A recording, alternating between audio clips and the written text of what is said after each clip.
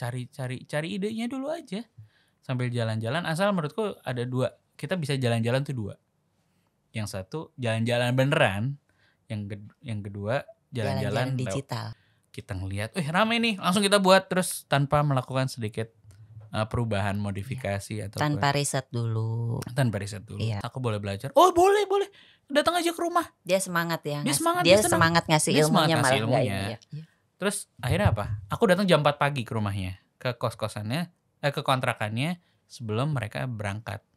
Jadi nanti kamu sholat subuh aja sama aku, tapi kita ke pasar dulu, ke pasar Majestic, beli bahan segala macam. Sampai dorong gerobaknya.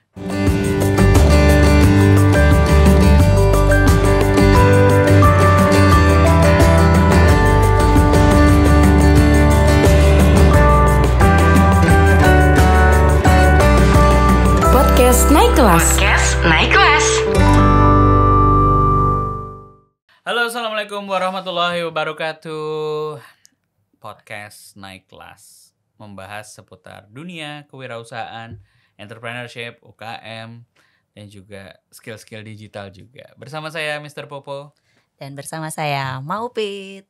Hari ini kita akan membahas sebuah topik yang masih berkaitan dengan awal-awal yang kemarin kita bahas juga ya. Yaitu mencari ide usaha apa ya yang kira-kira pas buat teman-teman yang baru mau mulai usaha ataupun lagi pengen mencari usaha baru, pengen mencari sampingan baru yang masih kerja juga. Ada ide apa Mak Upit kali ini? Untuk ide? Ini kan ide tuh kan kadang-kadang gini ya, ide itu bisa muncul kalau kita lagi bengong. Kadang-kadang di kamar mandi. Iya nggak sih? Kamar, iya dong. Jalan. Atau traveling, iya. Jalan-jalan, jajan. Ini banyak sekali. Kalau aku paparin data sedikit ya. Kalau kemarin, data yang ini belum kita keluarin nih. Misalnya ada usaha mikro, ada usaha kecil, usaha menengah, usaha besar. Ini kalau segmentasi ini sebenarnya dari level omsetnya. Iya. Ya mungkin kalau teman-teman, saya duit saya banyak banget nih, saya pengen masuk ke level usaha besar, ya bisa-bisa aja. Kalau aku kan mulainya dari usaha kecil-kecilan. Kecil-kecilan tuh tapi untungnya sih? Banyak. Gitu. Usahanya mikro, omsetnya 2 miliar. Itu udah bukan mikro lagi. Omsetnya nih kan? Omsetnya. Ternyata keuntungannya 2 miliar kurang dikit. Itu gak pakai modal. Iya makanya kan maunya modalnya kecil banget tapi untungnya gede banget. Nanti kalau dari segmen omsetnya itu ada pembagian gitu. Tapi kita lihat juga ternyata ada, kalau ngomongin dari data nih, ternyata saya baca yang paling besar di Indonesia itu ada bidang fashion. Ya, fashion, makanan gitu mungkin Mas. Kuliner. Kemudian UMKM produk kecantikan. Ya, itu juga lumayan gede-gede loh. Bukan lumayan lagi itu. Cuannya ya, yang itu tuh. Terus kemudian ada UMKM digital. Ini ada yang desain grafis, bikin website, penulisan konten. Banyak sebenarnya ya. Iya, ada juga yang kelima nih, UKM agribisnis. Melihat Indonesia juga negara pertanian ya. Ya, pertanian, perairan. Jadi mungkin salah satu ide bisnis kalau menurut aku sih mungkin bisa dilihat juga dari geografis. Di mana sih tinggalnya? Kita lagi di mana? Yang memungkinkan kita, misalnya dia tinggalnya di pegunungan gitu. Mungkin kan yang dekat-dekat tuh idenya.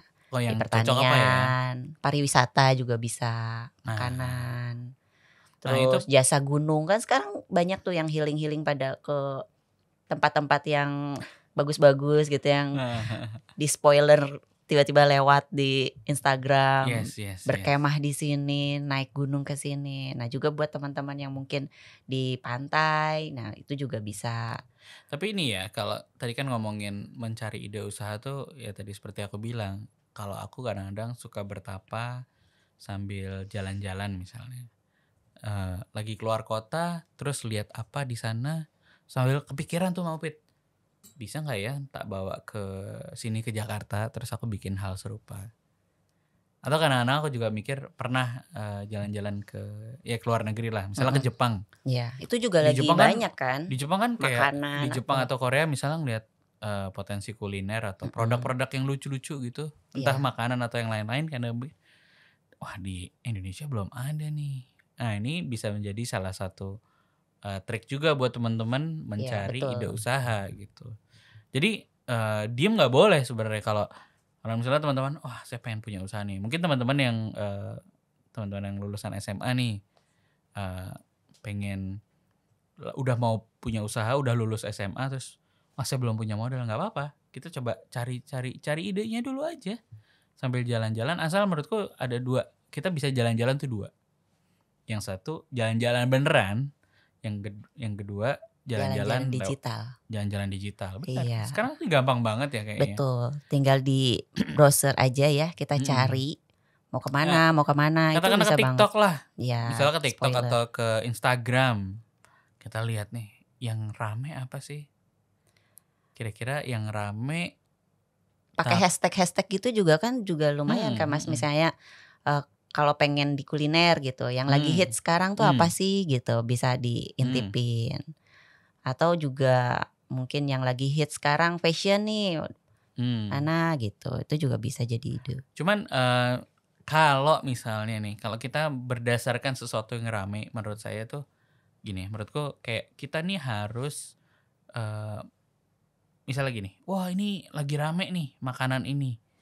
Kayak misalnya beberapa waktu lalu es kepal Milo gitu. Iya, yang sebentar habis itu. Nah ini kan kayak sebuah usaha yang menurutku tidak terlalu sulit untuk kita tiru, diamati.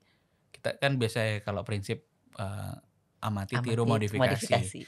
Kadang-kadang orang suka berhenti di setelah amati, ditiru. Udah terus dia lakuin, ternyata laku, ya emang laku. Tapi ternyata pengusaha es kepal Milo sama banyakan yang jual es kepal Milo sama daripada yang beli gitu ya. Mungkin semua orang suka, oh ini menarik nih, tapi ketika sudah coba ya udah gitu kan. Nanti tiap 10 meter ketemu yang jual yang sama gitu. Sekarang yang lagi rame itu ini ya, usaha minuman teh Solo ya. Es teh Solo tuh. Dari brand yang kelihatan brand yang emang udah established, misalnya Tongji ya. Atau merek-merek teh poci apalah segala macem, sampai merek-merek yang mereka emang bikin sendiri gitu. Mungkin tehnya juga oplosan, teh mereka campur gitu ya. Nah itu dari harga 5.000 terus persaingan 4.000, 3.000, mungkin ada yang makin lama makin 500 kali ya. Kalau di zaman dulu tuh namanya bukan es cekek. Es cekek ya. Es kenyot. Nah ini kan maksudnya ini kan sebuah ide yang kita tuh sebenarnya gampang banget mencari. Cuman menurut saya jangan menurutku juga jangan kita ngelihat, rame nih langsung kita buat terus tanpa melakukan sedikit perubahan modifikasi atau tanpa riset dulu. Iya. Tapi kalau emang mungkin ya. Itu berarti tipikalnya yang oportunis kali ya. Jadi begitu lihat. Nggak salah juga. Iya, begitu lihat ada peluang langsung hajar gitu buka usaha itu. Tapi kalau buat teman-teman yang mungkin kayak aku tuh termasuk orang yang membuat sesuatu tuh harus dibikin plan dulu Mas. Kayak bisa nggak ya? Jadi belum mulai usaha tuh udah dipikirin dulu tuh panjang. Nanti ini jualnya kemana? Plannya nanti 17 tahun tadi itu. Iya 17 tahun dipikirin terus gitu kan, nggak mulai-mulai gitu. Nah tapi mungkin buat teman-teman ya, ini mungkin tips ya buat teman-teman kalau misalnya mau bikin usaha, bisa dimulai dari apa yang paling kita sukain dulu. Oke, termasuk makanan yang disukain, ya, bisa. Hobi yang disukain. Aku tuh pernah loh dulu ada temanku datang ya ke aku gitu kan, dia bingung, Mak aku pengen punya usaha tapi bingung mau punya usaha apa. Terus aku tanya balik kan ke dia, yang paling disenengin apa? Apa ya? Udah langsung ngeblank gitu, nggak bisa jawab. Nah tapi begitu, kalau makanan gue cuma bisa masak nasi goreng gitu. Nah akhirnya dari situ ngobrol, ternyata sekarang dia udah punya cabang 3 untuk bikin nasi goreng. Karena memang gerobakan. Dia cuman gerobakan warung gitu. Iya warung. Jadi karena memang dia kan pecinta makan nasi goreng. Dan dia pun kalau masak bisanya cuma nasi goreng. Jadi kalau untuk dia masak yang lain-lain udah gak kepikiran, kayaknya udah nggak bisa aja katanya, udah mentok gitu. Akhirnya ya dari situ dia dalemin kan karena dia suka makan nasi goreng, pastinya dia juga senengannya jajan macam-macam nasi goreng.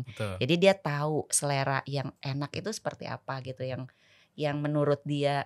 Oh nasinya harus gini, berasnya harus yang kayak gini. Dia tuh bisa hafal banget tuh, harusnya ini tuh ditumisnya nggak boleh barengan, telurnya harus diginiin, nanti itu berapa lama tuh dia udah detail banget gitu. By the way dia kursus dulu nggak tuh? Enggak lah.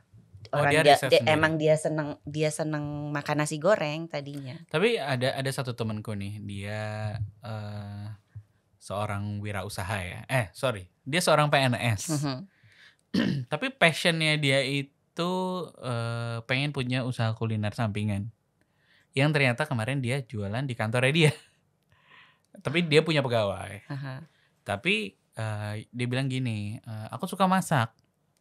Ya udah. Emang enak masakanmu? Ya menurutku sih enak. Ya jangan menurutmu, menurut orang lain. Jadi kadang-kadang gitu ya, kita punya usaha. Berarti harus validasi. Harus validasi dulu kan. Terus akhirnya dia gini, kemarin kita sama-sama ngobrol kan. Iya nih ada di sini segala macem. Ada course bikin mie ayam, ada course bikin ayam ala-ala GM, ada course mie ayam karet, mie ayam kampung dan lain sebagainya. Dia ikutin loh semuanya. Jadi sampai dia menemukan itu atau enggak? Dia ikut, dia nunjukin, dia ngirim ke aku. Mister nih lihat deh, aku ngambil kelas ini, kamu mau ikut nggak? Ada course mie ayam karet gitu. Harga course-nya tuh 2 juta, 1,5 sampai 2 jutaan kalau nggak salah. Jadi dia ikut 3 kelas yang berbeda. Sampai akhirnya dia jualan. Berarti kan dia belajar, dia niat, dia investasi. Ini pembelajaran. Aku pikir dia punya niat, dia punya kesukaan terhadap satu produk tertentu. Mungkin kayak temannya Mbak Opi tadi ya, bikin nasi goreng. Tapi bedanya termasuk aku juga gitu kok. Jadi si bocah ini nih, temanku ini, dia sampai kursus. Karena ternyata aku juga baru tahu kursus oleh chef tertentu yang emang dia nulis tuh, chef berpengalaman puluhan tahun di sini. Iya, aku pernah lihat tuh macem. Beberapa iklannya. Kursusnya juga lucu loh. Mie ayam mirip kayak jadi, ala GM. Salah satu gitu ya. Wah lucu juga nih. Wah, maksudnya kalau kita passion, ya kan misalnya, kita ikut kursus dulu nih. Kenapa kursus? Kenapa sih menurutku bagus juga nih ide kursus? Kenapa? Karena kursus itu shortcut. Iya. Kan mungkin kalau kita coba-coba sendiri, kita nggak wawasannya terbatas ya. Kita nanyanya cuma sama Mbah Google, sama resep di TikTok atau di Instagram atau di YouTube. Yang belum tahu tekniknya gimana. Ternyata kalau sama kursus ini diceritain sama dia. Ketika di kursus, dia datang pagi, disuruh apa coba? Ke pasar. Sama chefnya ke pasar. Mungkin buat milih bahan milih bahan, betul, milih bahan betul. yang bagus. Bahannya kayak gini, harus spesifik kayak gini. Nanti dikenalin mie-nya kayak gini. Kalau mau bikin sendiri bla bla bla bla. Sampai milih bikin bahan untuk bikin baksonya, bikin pangsitnya, harus pilihan segala macam. Nah ternyata course yang value-nya ya mahal sih. 1 juta sampai 2 juta menurutku mahal. Tapi itu jadi worth it karena bisa menghasilkan akhirnya yang dia bagus. Keputusan dia akhirnya bikin buka warung di kantin pegawai di kantornya kejadian. Dan pasti balik modal. Iya. Udah balik modal belum? Itu belum nanya. Nanti kita undang dia deh sekalian. Kita undang aja ya sekalian ya. Tapi biar bisa cerita. Ketika teman-teman punya ide nih tadi, kepikiran apa yang paling deket sama saya, misalnya kuliner deh paling gampang. Nah ternyata itu sekarang pembelajarannya bisa cepat. Terus kita bisa juga ngecek kompetitor. Ya kan, misalnya kita pengen produk apa gitu. Yang tadi kalau mie ayam gitu, mana-mana nih kompetitornya. Boleh juga tuh misalnya beli dulu kayak ngecek gitu. Spoiler. Yes. Tapi lucu juga loh. Ini pengalaman pribadi ya. Waktu itu kan ada satu restoran kopi peranakan lah ya, kayak model-model kopi tiam lah. Brandnya lupa. Ini di salah satu mall di BSD gitu ya, di The Breeze kalau nggak salah. Tapi sekarang udah nggak ada kayaknya. Udah nggak ada. Brand itu udah nggak ada di situ. Nah waktu itu sempat kan sifatnya open kitchen. Nah terus ngeliatin tuh sambil bikin kan mereka kan produksi di depan kita kan. Maksudnya kalau open kitchen tuh kan kita lihat proses bikinnya gitu. Itu aku notes loh. Aku ngeluarin HP terus ngeliatin dia pakai butter apa, pakai roti. Kan pesan roti bakar. Terus roti bakar tuh enak banget. Terus aku lihat tekniknya kayak apa. Sampai aku nanya, ini gimana mas? Ini gini. Dia dijelasin sebahannya. Ini saya beli roti ini, brand ini, dipotong 6. Terus bagian makanya tutup gak? Oh ya bisa jadi ya. Nggak, tapi ini jangan-jangan udah bikin duplikatnya lagi. Mungkin dia udah buka sendiri kali. Lebih laku lagi. Terus sampai dijelasin sama dia, oh ini pakai ini. Sama kayak aku ngopi di ada satu tempat ngopi langgananku di pasar modern gitu di Bintaro. Terus kalau dia nunjukin, saya pakai kopi ini, roastingnya begini, bahannya ini, prosesnya pakai alat ini, saya aduk 17 kali sampai saya tahu. Itu jadi rahasia dapur gak sih? Tapi rame terus. Ya mungkin mereka ya rezeki udah ada yang ngatur ya. Iya, cuman kalau secara ideation ya kita ngomongin ide. Barangkali kalau teman-teman suka makan tertentu, belum tentu, ini saya bilang belum tentu orang yang teman-teman beli makanan di sana itu pelit sama ilmu. Iya sih. Nah ini bisa jadi, menurutku ini bisa jadi ide ya. Ide, coba dulu deh, bisa nggak ya? Karena nanti kita blocking dulu ya, mental block gitu. Mau nanya, aduh nggak enak itu rahasia perusahaan dia. Ternyata kayak aku pernah mau bikin usaha mie ayam. Namanya Masno di Jalan Bumi di Majestic, langgananku gitu. Terus aku bilang, mas aku boleh belajar? Oh boleh, datang aja ke rumah. Dia semangat ya. Dia semangat ngasih ilmunya malah nggak ini ya. Terus akhirnya apa? Aku datang jam 4 pagi ke rumahnya, ke kos-kosannya, ke kontrakannya sebelum mereka berangkat. Jadi nanti kamu sholat subuh aja sama aku, tapi kita ke pasar dulu, ke pasar Majestic, beli bahan segala macam, sampai dorong gerobaknya. Aku dorong gerobaknya sampai jualan berapa hari gitu. Terus, ya akhirnya bisa tapi aku nggak. Akhirnya kan eksekusi punya gerobak mie ayam belakangan ya. Oh tapi sempat keluar tuh. Apa? Sempat aku sempat buka usaha. Sempat dulu mau bikin online, namanya aku punya usaha, nggak usah disebutin nanti kalau udah jadi baru ngasih tahu. Cuman maksudnya orang-orang itu, teman-teman sesama UMKM itu sometimes mereka tidak pelit sama ilmu. Benar banget sih. Aku berapa tahun nih? 3 tahun berarti dari memulai usaha itu ketemu komunitas teman-teman UMKM itu, mereka tuh punya moto yang dimana kita berusaha tuh nggak sendirian gitu, tapi bener-bener kita tuh bareng-bareng. Dan mereka tuh pada nggak pelit ilmu, mereka ajarin, mereka koreksi dengan tujuan yang baik ya, bukan ini bukan gak julid ya, bukan julid ya, gitu ya. Tapi mereka tuh tulus gitu, tulus untuk memberikan informasi, memberikan ilmu, memberikan masukan. Nah itu yang aku suka sebetulnya, berada di tengah-tengah komunitas UMKM ini. Nah ini tentu saja komunitas ini juga banyak. Bisa aja nanti kita share juga ke teman-teman kalau mau join apa kemana, komunitas teman-teman ini ada di mana. Betul. Kita akan sharing juga informasi ini. Mungkin kita akan sharing di Instagram kita ya. Iya, itu kasih vibes yang positif lah ya.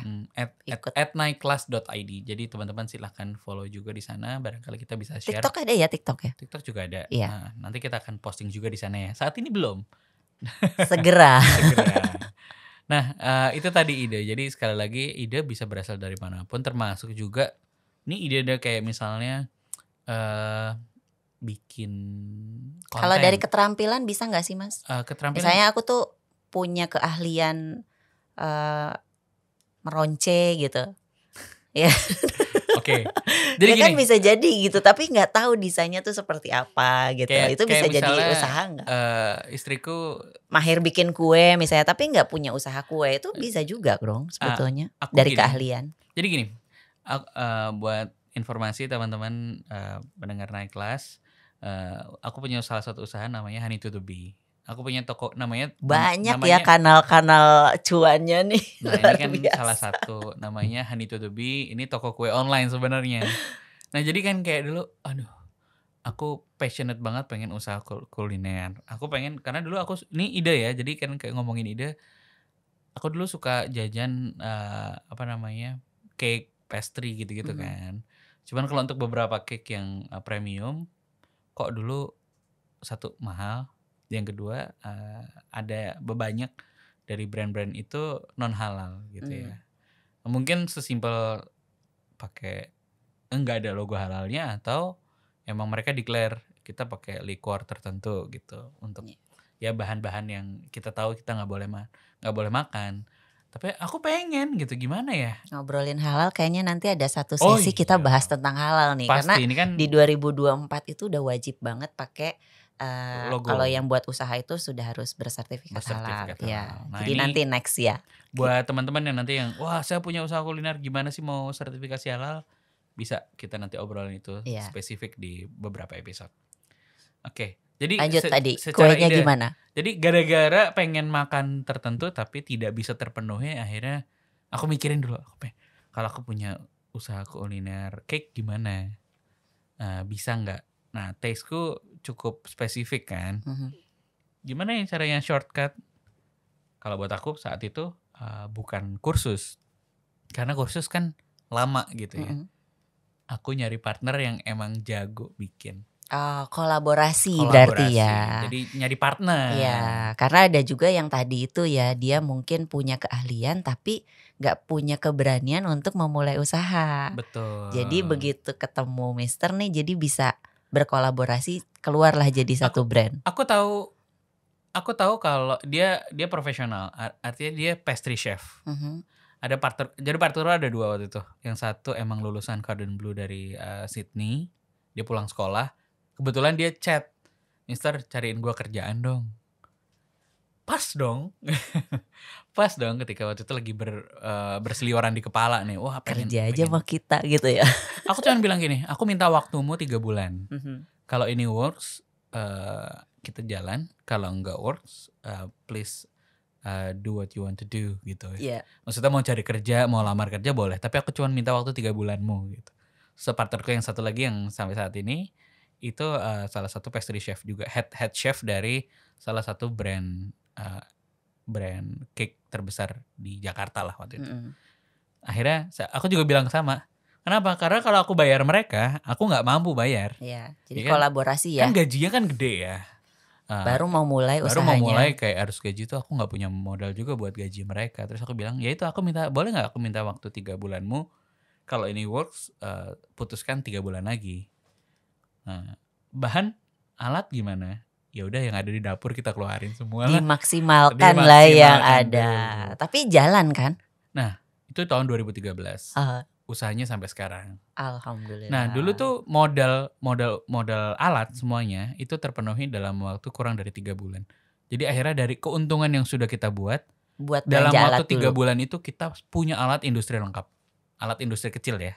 Maksudnya untuk bikin bukan yang gede banget, tapi untuk skala pada saat itu cukup. Saat ini alatnya sudah sangat komplit gitu. Mantap. Tapi itu gara-gara itu punya ide, terus ketemu orang yang tepat, terus yaudah kita jalanin, kita bikin rencana gitu. Nah berarti jadi buat teman-teman semua yang mungkin punya keahlian apa tapi belum berani terjun untuk berwirausaha, bisa colek-colek temennya nih, mungkin bisa untuk kolaborasi. Mungkin temennya yang mungkin punya modal atau punya sesuatu, nah itu juga bisa kolaborasi. Benar gak? Nah ini juga penting. Nanti kita harus spesifik ngomongin ini, milih partner. Ya. Kadang-kadang ini topik yang berat banget sih sebenarnya. Soalnya yang kemarin kan sempat viral juga tuh, yang dulunya partneran, terus habis itu pecah kongsi, yang satu brandnya, siapa penemunya itu juga terkait dengan nanti perizinan. Ada yang suami istri partneran, terus berantem, terus pisah juga. Iya bisa. Jadi memang itu juga bisa topik yang menarik juga. Nanti bisa kita bahas juga ya teman-teman di episode berikutnya. Jadi ide itu kadang-kadang berasal, karena hari ini kita ngomongin ide itu kadang-kadang muncul dari tadi yang seperti Mang Upit bilang, yang paling dekat dengan kita, kesukaan kita, hobi kita, ataupun itu tadi hasil jalan-jalan. Jadi seringlah teman-teman jalan-jalan, seringlah ya kalau bisa misalnya, oh saya punya gaji nih, sisihkanlah duit buat jajan, sisihkanlah duit buat jalan-jalan. Kalau saya senangnya jalan-jalan apa? Karena saya bidangnya karena saya bidangnya kuliner misalnya, atau saya kan dulu teknologi pangan. Saya seringnya kemana? Supermarket, ke mall, atau ke pasar-pasar. Saya sambil lihat-lihat, ini mana ya kira-kira bisa saya lihat. Kalau lagi keluar negeri, ada kesempatan keluar negeri, saya jalan-jalan ke tempat yang kayak gitu-gitu, saya foto, saya dokumentasikan, terus bisa nggak ya dirombak gitu. Jadi mencari ide itu simple, jalan-jalan bisa, digital juga bisa. Jadi kalau punya waktu untuk jalan-jalan real, ya berarti kan kita bisa nyoba. Ataupun usaha-usaha yang lain ya, kayak misalnya saya suka fashion, bisa lihat-lihat, bisa meraba barangnya, mencoba membeli dan akhirnya membongkar, atau simple nyari teman yang bisa. Oke, karena terbatas waktu, kita akan bahas ini lagi, topik-topik yang terkait dengan hal-hal seputar kewirausahaan. Sekali lagi, tayangan ini teman-teman bisa saksikan di YouTube, di Spotify, mungkin nanti juga ada di Noise, di platform-platform Spotify, platform podcast yang lainnya. Dan juga teman-teman untuk korespondensi, teman-teman kalau mau ngobrolin hal-hal seputar dunia kewirausahaan, silahkan chat kita, DM kita di Instagram kita @naikkelas.id, atau boleh follow juga saya di Instagram saya @mister.popo, atau di Maupit. Ya, di Maupit 1. Maupit 1. Ya, karena cuma 1. Oh, cuma 1. MAK Upit gitu ya. Maupit. Jangan lupa angka satunya ya. Ya. Jadi begitu bisa follow kita berdua, dan di tim Naik Kelas sebenarnya ada beberapa teman kita yang lain. Nanti kita akan gantian untuk bisa sharing-sharing seputar skill set yang spesifik. Jadi teman-teman jangan lupa follow dan ikutin terus konten-konten terkait dengan Naik Kelas. Terima kasih, sukses selalu teman-teman, sehat selalu. Sampai jumpa di episode selanjutnya. Assalamualaikum warahmatullahi wabarakatuh. Mister pamit. Maupit juga pamit. Assalamualaikum warahmatullahi wabarakatuh. Podcast Naik Kelas.